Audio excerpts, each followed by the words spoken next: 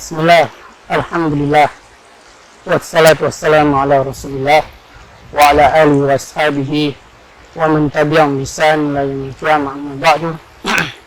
Saudara muslimin rahimani wa rahimakumullah, telah berkata Syekh Muhammad bin Shalih Al-Utsaimin rahimahullah dalam kitab beliau Diya'ul Lami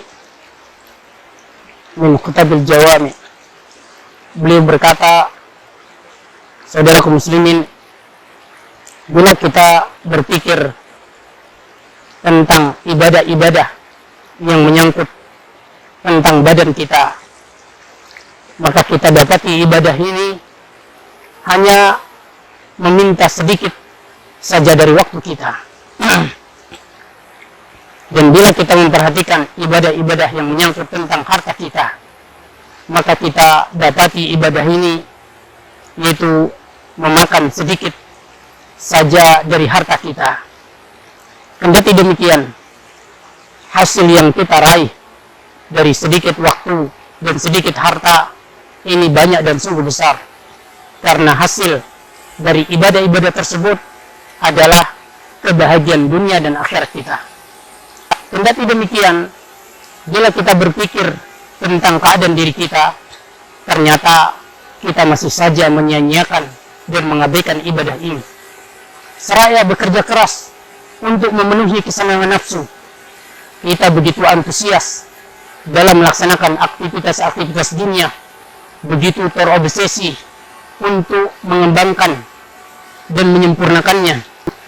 Padahal kita tahu bahwasanya kita tidak hidup kekal di atas muka bumi ini, dan dunia ini pun tidak akan kekal menjadi milik kita.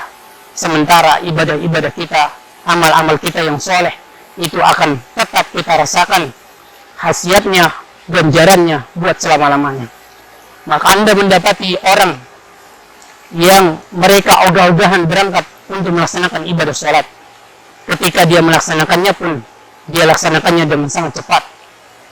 Dia tidak tumanina, dia tidak bersungguh-sungguh, dia tidak merenungkan, dia tidak cermat, dan dia tidak berusaha merenungkan dan memahami apa yang dibacanya di dalam sholatnya. Mungkin badannya ada di tempat sholat, akan tetapi yaitu hatinya berkelana dalam dunianya. Maka dia pun merampungkan ibadah sholat tanpa sedikit pun dari ibadah tersebut yang terbenak di dalam hatinya. Namun seandainya dia diminta untuk melaksanakan aktivitas dunianya, niscaya dia akan bersungguh-sungguh serta terobsesi untuk menyempurnakan dan begitu cermat di dalam melaksanakannya. Dia benar-benar mengkonsentrasikan hati, pikiran, dan badannya untuk melaksanakannya, kendati pun itu menyita banyak waktu dan tenaganya. Maka adil dan logiskah bila seseorang hanya sekedarnya saja di dalam melaksanakan amalan-amalan akhirat, sedangkan dia dalam melakukan aktivitas-aktivitas dunia dengan sempurna dan sebaik mungkin. Padahal seluruh aktivitas dunia ini akan binasa, sementara amal-amal ibadah kita itu akan tetap abadi selama-lamanya. Allah berfirman dalam Quran surat Al-Kahfi, "Al-mal wal banuna zinatul hayatid dunya." Harta dan anak-anak mereka itu hanyalah perhiasan dunia. Wal baqiyatus shalihat, akan tetapi yang tetap kekal adalah amal-amal soleh. Wal baqiyatus shalihatu khairun inda rabbika, itu lebih baik di sisi Tuhanmu. Wa khairun amala, dan lebih layak untuk dijadikan sebagai harapan. Saudara kaum muslimin, seorang dimintai untuk mengeluarkan zakat mal, akan tetapi dia kikir dan bakhil. Dia tidak mau mengeluarkannya. Ketika dia mengeluarkannya pun, maka yang dikeluarkannya itu sangat sedikit, tidak bisa membebaskannya dari kewajibannya. Namun begitu mudahnya dia membelanjakan hartanya untuk aktivitas-aktivitas dunianya, yang mungkin akan bisa menjadi bencana baginya dan akan bisa mengurangi kesempurnaan agamanya.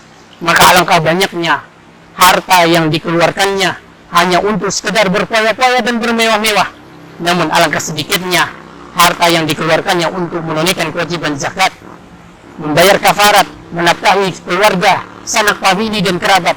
Apakah ini suatu yang adil dan fair? Saudara kaum muslimin, banyak orang yang mereka keberatan menggunakan badan dan hartanya untuk menunaikan ibadah haji ke Baitullah, namun dengan sangat mudahnya dia membelanjakan harta, tenaga, waktunya untuk berwisata ke berbagai penjuru negeri. Mungkin dalam wisatanya itu dia akan meninggalkan istri dan anak-anaknya, sehingga hilanglah kesempatan baginya untuk berada di tengah mereka, mendidik mereka dan seterusnya. Saudara kaum muslimin, demikianlah semakin sering kita berpikir tentang keadaan diri kita, maka kita mendapati diri kita atau kebanyakan kita justru mengabaikan dan menyanyiakan amalan-amalan akhirat. Namun kita justru sangat bersungguh-sungguh dalam melakukan aktivitas-aktivitas dunia. Sungguh ini bukanlah satu yang adil. Saudara kaum muslimin, Allah SWT berfirman, "Fa'amma man tagha," adapun orang yang melampaui batas, "wa atharal hayatad dunya," dan dia lebih mengedepankan urusan dunia, perkara dunia, fa innal jahim hial ma'wa, maka sesungguhnya neraka jahim adalah tempat tinggal baginya. Wa amma man khafa maqama rabbih wa nahan nafsa 'anil hawa, adapun orang yang takut akan keagungan kebesaran Tuhannya dan dia menahan dirinya dari tuntutan hawa nafsunya, fa innal jannata hiyal ma'wa, sesungguhnya surga ma'wa adalah tempat tinggal baginya. Saudara kaum muslimin, Allah juga berfirman, "Bal tu'thirunal hayatad dunya," bahkan kalian lebih mengejar kehidupan dunia, lebih mengedepankan kehidupan dunia, wal akhiratu khairu wa abqa, padahal akhirat itu lebih baik dan lebih kekal. Saudaraku kaum muslimin, Allah tidak menyuruh kita untuk meninggalkan seluruh aktivitas dunia kita, dan tidak mungkin Allah perintahkan demikian. Tetapi yang Allah SWT, tidak mungkin Allah menyuruh kita untuk meninggalkan seluruh aktivitas dunia kita. Tidak mungkin Allah merintahkan demikian, karena kelestarian hidup manusia di dunia ini menuntut mereka beraktivitas untuk dunia mereka. Tetapi yang diperintahkan kepada kita adalah, yang dituntut dari kita adalah, jangan sampai kita lebih mendahulukan kehidupan dunia daripada kehidupan akhirat. Jangan menjadikan dunia ini sebagai obsesi terbesar kita, seakan-akan kita diciptakan untuk dunia, seakan-akan dunia ini adalah tempat tinggal yang abadi selama-lamanya. Tetapi ambillah jatah dunia kita, kemudian kerjakanlah amalan-amalan akhirat. Ketika Anda melakukan amalan akhirat, kerjakanlah amalan tersebut dengan sempurna dan sebaik mungkin. Seperti ketika Anda melakukan amalan-amalan dunia, Anda melakukannya dengan sebaik dan sesempurna mungkin. Bila Anda tidak berlaku demikian, maka berarti kita lebih mendahulukan dunia daripada kehidupan akhirat. Dan dikhawatirkan kita akan kembali kepada kehidupan akhirat dengan membawa beban dosa dan kerugian yang besar. Wal'iyazbillah. Maka mudah-mudahan Allah SWT memperbaiki segala urusan kita. Semoga Allah SWT menjadikan urusan kita adalah urusan akhirat. Dan ingat saudara kaum muslimin, orang yang menjual dunianya untuk membeli akhirat, maka dia akan bisa mendapatkan dunia dan akhirat itu sekaligus. Tetapi orang yang menjual akhiratnya demi untuk dunia, bisa jadi dia akan kehilangan dunia dan akhirat sekaligus. Wallahu ta'ala alam.